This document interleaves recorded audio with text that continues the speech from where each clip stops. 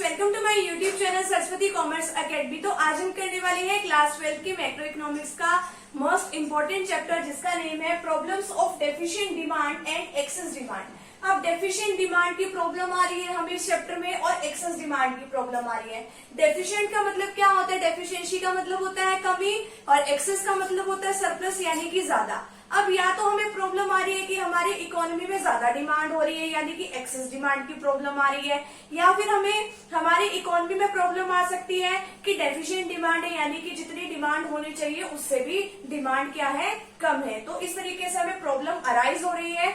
तो आज हम इस चैप्टर में इन्हीं प्रॉब्लम्स के बारे में ही डिस्कस करेंगे। अब डेफिशिएंट डिमांड का मतलब क्या है कि जितनी डिमांड होनी चाहिए उससे कम है।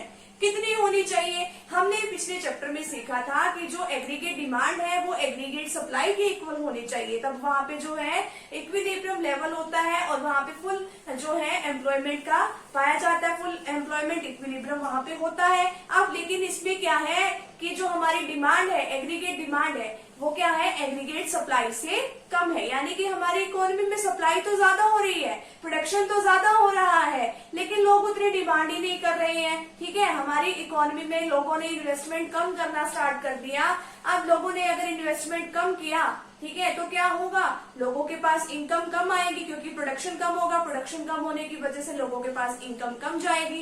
अगर कम इनकम जाएगी तो लोग क्या करेंगे, कम खर्चा करेंगे, यानी कि एग्रीगेट डिमांड क्या हो जाएगी, कम हो जाएगी। तो ऐसे बहुत सारे रीजंस होते हैं कि जिसकी वजह से जो एग्रीगेट डिमांड है वो क्या होती है, कम। एग्रीगेट का मतलब वैसे क्या होता है? एग्रीगेट का मतलब होता है टोटल। ठीक है, यानी कि पूरी इकोनॉमी में सारे लोगों के द्वारा जितने भी लोग हैं वो कितने डिमांड कर रहे हैं। और एग्रीगेट सप्लाई का मतलब क्या है? जितने भी लोग हमारी इकोनॉमी में हैं वो कितना प्रोडक्शन कर रहे हैं, जो जो प्रोडक्शन के काम में लगे हुए हैं वो कितना टोटल प्रोडक्शन कर रहे हैं। तो चलिए अब डिस्कस कर लेते हैं डेफिशिएंट डिमांड की जो है हेडिंग इसमें क्या दे रखी है। Deficient demand refer to a situation, ये एक ऐसी सिचुएशन है wherein aggregate demand in the economy falls short of aggregate supply।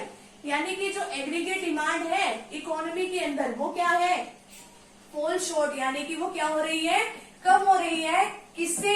Aggregate supply से, of goods and services at full employment. ठीक है, अब ये जो है हमने केन्जियन थ्योरी में पढ़ा था कि यहाँ पे फुल एम्प्लॉयमेंट होता है और क्या होता है, aggregate demand is to aggregate supply होता है। ठीक है, वहां पे एक इक्विलिब्रियम पॉइंट पाया जाता है। लेकिन इसमें क्या है कि जो एग्रीगेट डिमांड है वो क्या है, कम है। किससे? एग्रीगेट सप्लाई से, यानी कि हमारी इकोनॉमी में जो प्रोडक्शन है वो तो ज्यादा हो रहा है। अब लोग क्या कहेंगे कि हाँ भी अब हमें अपना प्रोडक्शन कम करना पड़ेगा, तभी तो जो है एग्रीगेट डिमांड और एग्रीगेट सप्लाई एक दूसरे के इक्वल आ सकेंगे। तो हमें अपना प्रोडक्शन क्या करना पड़ेगा, कम करना पड़ेगा। अब अगर प्रोडक्शन कम करना पड़ रहा है तो लोगों को काम से निकाल दिया जाएगा, क्योंकि थोड़ा प्रोडक्शन तो थोड़े लोग भी कर लेंगे तो बाकियों को तो काम से निकाल दिया जाएगा। तो वहां पे कौन सी सिचुएशन अराइज हो जाएगी, इनवॉलेंट्री अनएम्प्लॉयमेंट, यानी कि लोग काम तो करना चाहते हैं एग्जिस्टिंग वेज रेट पे, लेकिन उन्हें काम मिल नहीं रहा है। ठीक है, तो इस तरीके की सिचुएशन वहां पे अराइज हो जाती है। तो इसका रिजल्ट क्या निकलता है, एग्रीगेट डिमांड कम होने का। Resources of the economy remain partly utilised indicating underemployment. अब कुछ ही रिसोर्सेज को यूज किया जा रहा है, बाकियों को काम से बाहर निकाल दिया। अब इसमें क्या है, डेफिशिएंट डिमांड का मतलब fall in the income level. अब इनकम लेवल क्या हो जाएगा, लोगों का कम, तो इससे जो है आउटपुट कम हो जाएगा, एम्प्लॉयमेंट भी कम हो जाएगा।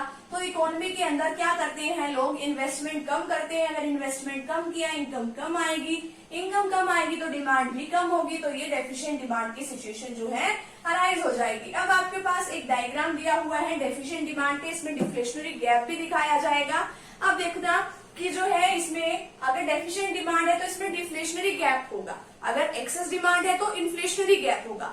डिफ्लेशन का मतलब क्या होता है कि हाँ भाई अगर एग्रीगेट डिमांड जो है कम हो जाती है तो प्राइसेस भी क्या हो जाएंगे, कम, क्योंकि हमने डिमांड वाले चैप्टर में सीखा था ना कि हाँ भाई अगर प्राइसेस कम होते हैं तो ही लोग डिमांड क्या करते हैं, ज्यादा। अब एग्रीगेट डिमांड अगर कम हो रही है तो प्राइसेस भी क्या हो जाएंगे, कम हो जाएंगे। अब देखिए वाई एक्सिस पे ले लिया हमने एग्रीगेट डिमांड, जिसको हम एडी के नाम से भी डिनोट करते हैं, और ओ एक्स एक्सिस पे हमने क्या ले लिया, इनकम आउटपुट एम्प्लॉयमेंट ले लिया। यहाँ पे आपको पता है ए एस और वाई सेम है, यानी कि हम इसको नेशनल इनकम से भी डिनोट करते हैं ना। अब जो एएस है वो क्या है, हमने बिल्कुल स्ट्रेट ले ली होती है 45 डिग्री के एंगल पे। अब देखो कि जो पहले डिमांड है, यानी कि ये पहले डिमांड क्या है, AD1 है। अब आपको पता है जो एग्रीगेट डिमांड जो है वो किस तरीके से निकलती है, C प्लस आई, यही फॉर्मूला होता है ना डिमांड निकालने का। अब आगे क्या है, ये तो पहले इतनी डिमांड थी और इतनी यहाँ पे सप्लाई थी, ये आपस में यहाँ पे जो है यहाँ पे मिल रही है। अब यहाँ पे ई पॉइंट पे क्या है, ई पॉइंट क्या शो कर रहा है, इक्विलिब्रियम। अब क्या कर दी लोगों ने, डिमांड कम करनी स्टार्ट कर दी। अब अगर डिमांड बढ़ती है तो ऊपर की तरफ जाती है, अगर डिमांड कम होती है तो नीचे की तरफ आएगी। तो ये नीचे की तरफ ये वाली जो है एग्रीगेट डिमांड ये 2 हो गई। ये किसकी वजह से हुई है, C प्लस आई तो ये बनता ही है, माइनस चेंज इन इन्वेस्टमेंट। ठीक है, चेंज इन इन्वेस्टमेंट वो भी क्या हुआ है, नेगेटिव, यानी कि इन्वेस्टमेंट बढ़ा नहीं है, इन्वेस्टमेंट तो क्या हो गया, और भी ज्यादा कम हो गया। ठीक है, तो इस तरीके से जो एग्रीगेट डिमांड है वो क्या हो गई है, कम हो गई है। तो ये जो बीच की जो सिचुएशन है यहाँ पे, ये क्या है, डेफिशिएंट डिमांड है। अभी यहाँ पे ये वाली पहले एग्रीगेट डिमांड ये 1 थी, अभी नीचे हो गई, तो ये डेफिशिएंट डिमांड है। और इन दोनों के बीच का जो गैप है उसको हम कौन सा गैप कहते हैं, डिफ्लेशनरी गैप कहते हैं। और यहाँ पे जब वो aggregate demand equal to aggregate supply थी ना, तो इस पॉइंट पे तो क्या था, फुल एम्प्लॉयमेंट की सिचुएशन थी। और लेकिन अब यहाँ पे जो एग्रीगेट डिमांड और एग्रीगेट सप्लाई जो एक दूसरे से मिल रहे हैं, तो वहां पे क्या है, अंडर एम्प्लॉयमेंट है। अगर हम और लोगों को काम पे लगाएं तो देखिए प्रोडक्शन जो है और बढ़ा सकते हैं हम इस तरीके से।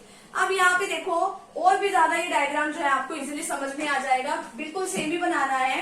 अब ये यहाँ पे OX एक्सिस पे वही दिया है, अब Y एक्सिस पे हमने एग्रीगेट डिमांड ही दी है। अब यहाँ पे हमने क्या किया है, ये आपको तो डायग्राम सेम लग रहा होगा, लेकिन इसमें तो क्या है, एग्रीगेट सप्लाई तो जो है ऊपर की तरफ जा रही है। ये यहाँ पे क्या है, यहाँ पे इस तरीके से Y एक्सिस पे यहाँ पे AS इतना लेके फिर हमने क्या करना है, इसको ऊपर की तरफ, यानी कि सिर्फ हम इस लेवल तक ही सप्लाई को बढ़ा सकते हैं, इससे आगे हम सप्लाई को बढ़ा ही नहीं सकते।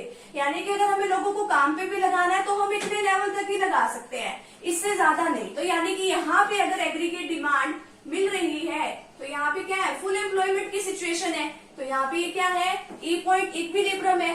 अब इस पॉइंट से अगर नीचे डिमांड चली जाती है उसको क्या कहते हैं हम, एग्रीगेट डिमांड हमारी कम हो रही है, और इन दोनों के बीच को हम डिफ्लेशनरी गैप कहते हैं। ठीक है, तो इस तरीके से भी आप डायग्राम बना सकते हैं। आगे क्या है, consequences of the deficient demand. अगर डिमांड जो है कम हो रही है तो क्या होगा, इम्पैक्ट ऑन आउटपुट, आउटपुट पे क्या इम्पैक्ट पड़ेगा, आउटपुट लोग आगे से कम जनरेट करेंगे क्योंकि उनको लगता है कि यहाँ पे पहले एग्जिस्टिंग स्टॉक बहुत ज्यादा पड़ा है।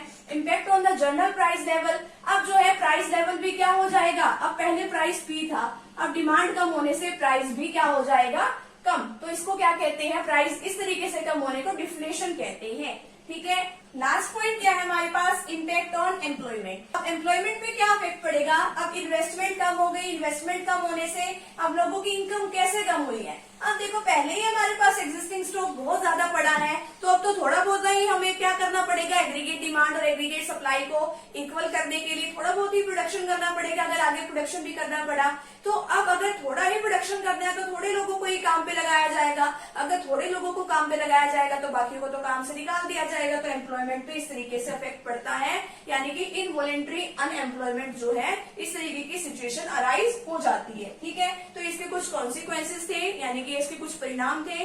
ठीक है, तो फटाफट से अभी आप इतने का स्क्रीनशॉट ले लीजिए।